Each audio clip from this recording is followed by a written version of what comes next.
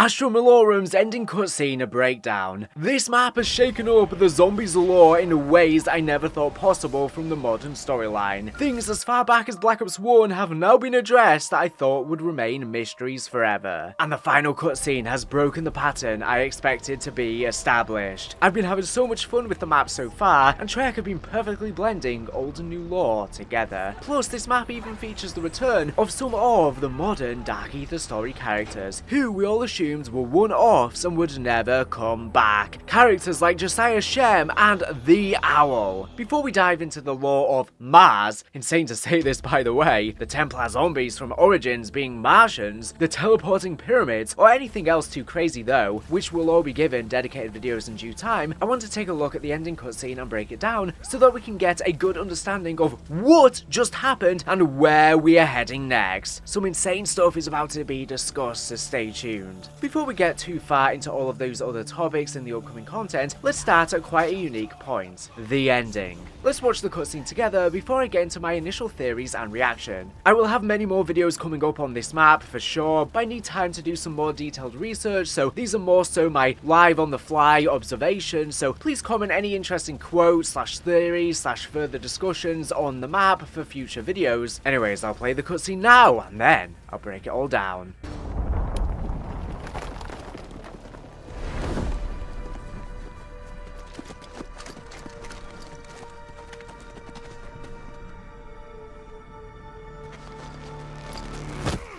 Give me back my life, creature! Easy.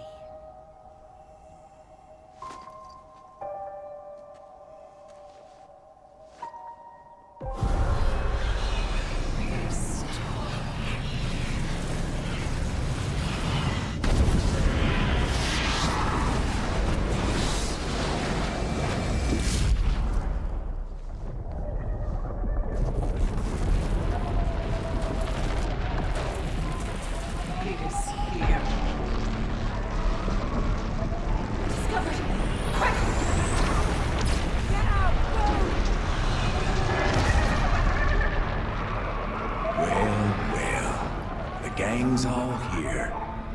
And if you ain't the ones been busy letting my pets out their cages, I think y'all earned yourselves a timeout. Take them.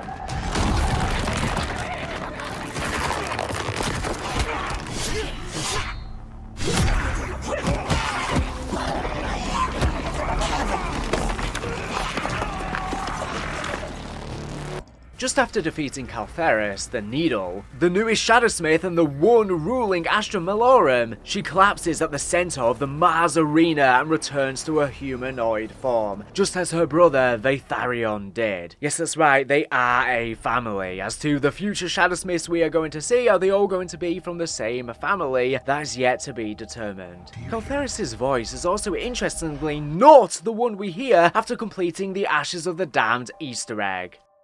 Double points! Max ammo! Insta-kill! Double points! Max armor! Elimination! Toodles! I'm very curious if this is simply a placeholder voice and will end up changed to the Astra Malorum one, or is another Shadowsmith we have yet to see. Potentially could it even be the Takeo Japanese temple at the foot of an erupting volcano map, considering the fact that he's been speaking to a mysterious, seemingly feminine entity.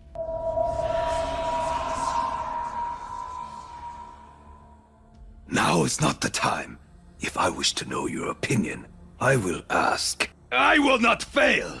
She must be sated. In my land, there are yokai who consume your ki, but they are usually female. Or could this voice even be the entity? Speaking of, as Caltherius transforms, the entity appears above, and our characters step forward. A couple of quick notes here about the ending and Caltherius plus Veytharion. If you have completed the Ashes of the Damned Easter egg, you will receive a special power-up from Veytharion during the boss fight, his boon. And the boon gives you temporary infinite grenades, which is very similar to the infinite grenades drop from Infinite Warfare Zombies. Yet another connection. And there is even another one. Not the only only one on the map, but I'll discuss that in future videos. The other note is her name, Caltherius the Needle. This seems to suggest when Veytharion said, "Defy the Loom," back during his boss fight, that this was his matching title, making them Veytharion the Loom and Caltherius the Needle, which is confirmed through her quote in the game as well, which says, "You are pathetic worms, the Loom should have crushed you underfoot. You passed through the Loom, we share the same tapestry now." These relate to their natures as weavers of the fabric of the Dark Aether, and I'd expect the other Shadowsmiths to have a similar title related to sewing/weaving of fabric.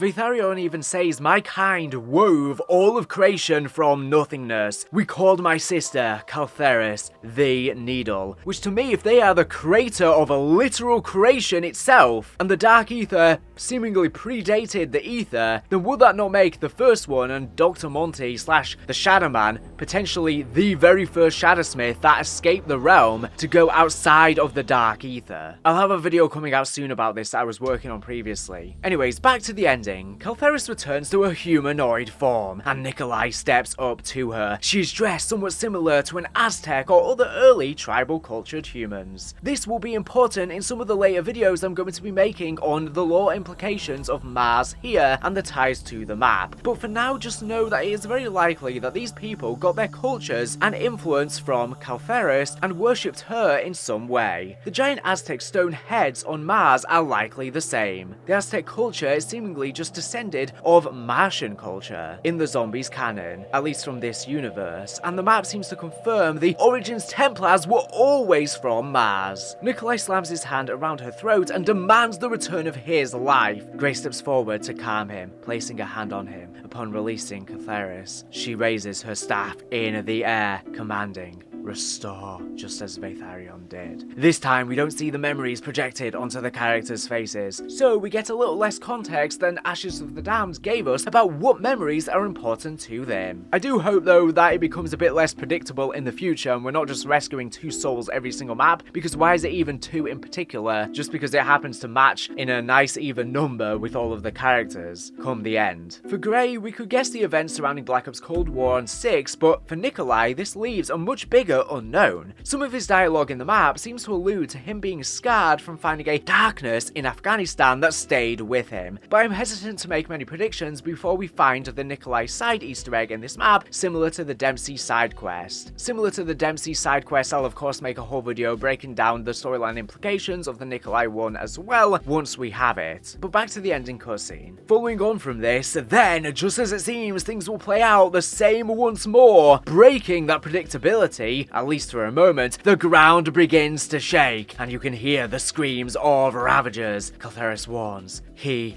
is here, and a red glow surrounds the entity. In a panicked voice, she cries out, "We are discovered." Quick, but before she can finish the sentence, she is torn away by the Warden, likely imprisoned somewhere. The Warden, frustrated, calls out the Shadowsmith for letting his pets out of their cages, clearly annoyed with us already having 4 of the souls returned, and breaking their bonds, defying him. Everyone readies their weapons as he speaks, preparing for a fight. The Warden, however, simply commands, "Take them." After telling our characters they've earned a timeout. The ground rips open, and from portals below, Ravagers reach up and grab our characters by the legs. The zombies are pulling them down into the underworld. Each of them attempt to escape, but to no avail, and are dragged down into the glowing red portals the Ravagers emerged from, with the classic round change music. The last visual we are left with is Takeo, in a panic, scratching and clawing at the ground in a final desperate plea for freedom, as he too is pulled under.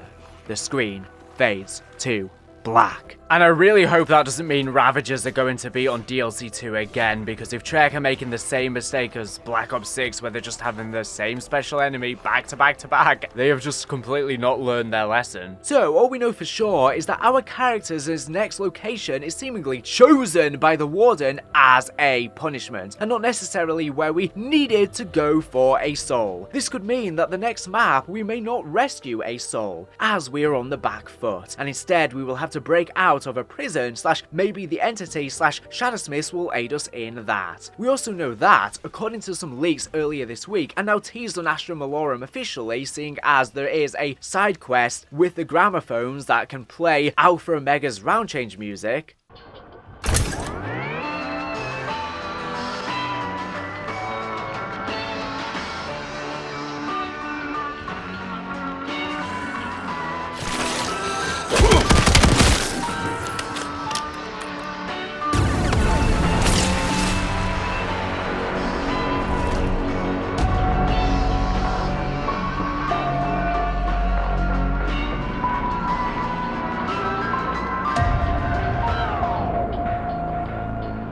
seems to be teasing that the next map is going to be some kind of Alpha Omega remake with a rumoured Nuketown Zombies survival map to go along with it. If we are going to be seeing Nuketown next, then this suggests that the Nuketown we visit is almost a hell-like location, full of sin and evil that brought it there, and perhaps an even worse place than Ashes of the Damned, which similarly all of its points of interest were cast down due to extreme tragedies and sin. Could it be the Nuketown from Richtofen's home dimension, where he invented the atomic bomb itself that he nuked New York with, according to rumours? I split your skull as easily as I did the atom itself. There's an atom bomb when you need one. That splits their atoms. Anywhere I go is ground zero. Me, I'm a weapon of mass destruction! This Nuketown could be a Nazi facility instead, completely unrelated to its USA Nevada counterpart, nothing to do with the original's lore, making it completely different in terms of its quest, wonder weapon boss fight, etc. It's funny that people don't want to see Alpha Omega back because it wasn't a well-received or well-balanced map at all, and was definitely an annoying map to play, and this may be where the Warden is jailing us. Literally the map being teased by us being dragged into the pits of hell. My theory is that because of the atrocity that Richtofen and his Nazi comrades with Group 935 did, is that this universe could have gotten cast deeper into the dark ether than any we have seen yet, essentially making it the most damned universe. Which is crazy to think about because the dark ether realm itself is often described as hell, literally the dimension, so this could be the hell of hell, to put it into perspective. Some sort of warped hellfire version of Nuketown. It could be visually similar to Transit with its all on fire and lava spewing everywhere. And what a more fitting end for a world where the Nazis won. It's hard to say right now, but if this does end up being from Richtofen's home universe, I would suspect that we don't find out too much about his timeline so soon, especially if he is set up to betray us at the end of Black Ops 7, as it seems to be getting hinted at to be the case right now, which I posted a recent video on. Your overlord may be all-powerful, but he is not all-knowing. That would be my department. Before, I would have said the entity and he were about equally as likely to betray us in this game, but now with the Warden having captured the entity and us likely having to escape, and us likely having to rescue her once more, I'm beginning to doubt that she is as powerful or as capable as we once originally suspected, even though she has the ability to form pocket dimensions as she has done with the house. For now, only time will tell, but the characters seem suspicious of her, with Takeo saying is it wise to provoke such an entity, and Maya saying, entity, Shadowsmiths? I'm not entirely sure we can trust any of them. Which very much reminds me of all of the similar suspicions that were arising amongst the crew before the Sam AI betrayed us. Maybe no one is on our side, but the entity speaks of a greater plan, but what exactly is that, and how does that tie into Dr. Monty's house and her knowledge of it and her ability to create pocket dimensions? I'm not so sure, but Caltherius does say, I can fold existence itself atop you, which draws parallels to her line describing how she folded the dark ether to create the house pocket dimension to keep them safe. Caltherius also making reference to being able to fold existence like the entity may suggest that the entity is also a Shadowsmith? Because seemingly they share this power? We may also have to save the entity once more, seeing as she got teleported away red somewhere, and Caltherius literally just dipped, using her staff to zip away. So we'll have to see if they actually do help us out, or if we're going to fend for ourselves now. But I do think they will help us out, seeing as they have a reason for helping us, and probably want to be freed themselves, beyond what other agenda they have. Anyways, the characters getting pulled into the Underworld is a great cliffhanger for the map because it makes the Warden, the Great Voice, actually seem like a threat that we can't just easily best like so many all-encompassing big bads we've seen before that have ended up seeming underwhelming once we finally met them, such as the Forsaken or the Shadow Man, literally meant to be some of the most powerful foes, and yet they weren't really too difficult to defeat. But the fact that the Warden scared the entity and the Shadowsmiths, and just when we think the gist of overthrowing him will be easy by freeing the bonds between them and our crew each map, he immediately seizes dominion over us and casts us down. It really makes me wonder how hard of a boss fight and how menacing he will be when we do properly fight him come probably the final map, and I do wonder if we could get a small taster of that on DLC 2, where we might have a mini encounter with him or something like that. If not, who would even be the boss on the map? The Shadowsmith of the Underworld? Would there even be a Shadowsmith? Would we not even rescue any soul? Could we even see Mephistopheles, given the parallels between them being cast down and the shots we saw from Infinite Warfare zombies, especially given the Dean Roth ties to Willard Wyler? The first scene is set in the 1980s. I call it Zombies in Spaceland. Hang on to your seats. It will be our masterpiece, Evelyn. The ultimate celebration of terror. What's more is this completely changes our understanding of the Dark Aether, because this shows how it too is a layered universe stacked with layers and layers and bubbles on top of each other, full of different realms, pockets and dimensions. And whilst it's often referred to as the place below creation, it seems there is even a place below the depths of creation itself, which has me so intrigued for the horrors that lurk in its belly and who else the Warden has cast there. We also got an official confirmation / a nod to the Takeo X Spider theory from Zetsubo no Shima in this map, with a conversational quote between Maya and Takeo that I'll play for you now. We'll get you sounding like a proper Aussie. Try this one. I'm not here to fuck spiders. I did not come here to fornicate with... I shall endeavor to be a better student, little sister.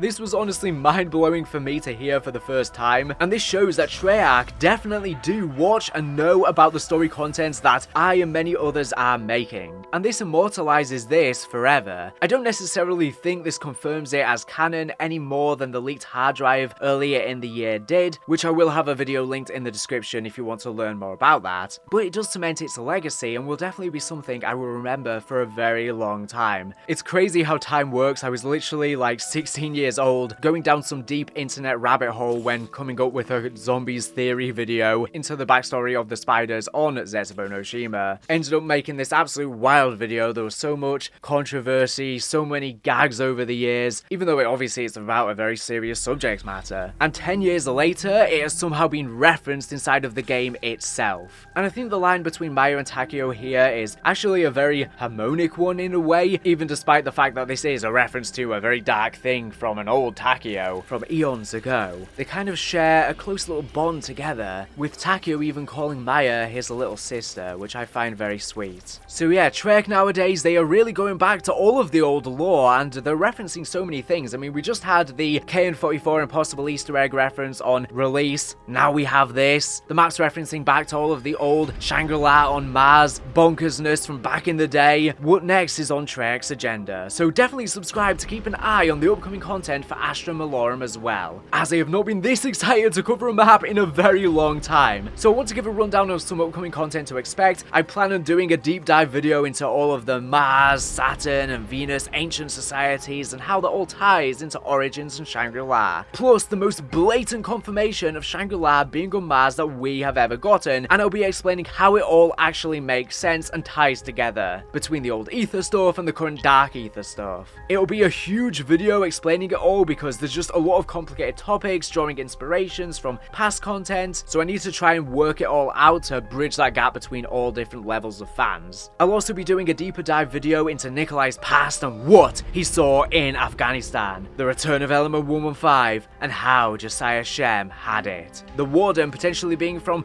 before Tag the Totem's collapse of the multiverse, and frankly, quite a few more ideas. The channel will be exceptionally busy with very good story content in the coming days and weeks, so stay tuned for a boatload of mind-blowing content. But what did you think? Did you enjoy Astra Malorum's ending? How do you feel about Nuketown being the next map? Could they do it interestingly enough to make it worthwhile? If it's literally going to be a hell version of Nuketown, then visually it's going to be very different to the original. In fact, it will probably be more like an actual Nuketown, like it's actually been nuked, which I guess happened in the original Nuketown Zombies, but even then it was sort of a different atmosphere atmosphere to what I would imagine a fire-looking version would be like, which would, like I say, be a bit more similar to Transit? And would you prefer Alpha Omega or the classic Black Ops 2 style of Nuketown zombies? Apparently both will be available. They'll probably just section off the main Alpha Omega remake version to just the town bit in the middle for the survival version. Let me know your thoughts and if you have any particular topics you want me to cover first, if anything about this map confuses you. Of course, you know I'll be here to cover and explain absolutely everything. But this has just been my initial thoughts, like I said, so honestly I'm literally recording this at like 6 AM, so I apologize if it's not as in-depth as some of my content. Like I said, this is just my initial reaction and my brain's kind of fried right now, so hopefully I got the general gist around, like I say, loads more content explaining some of those more niche and complicated topics. Thank you for watching,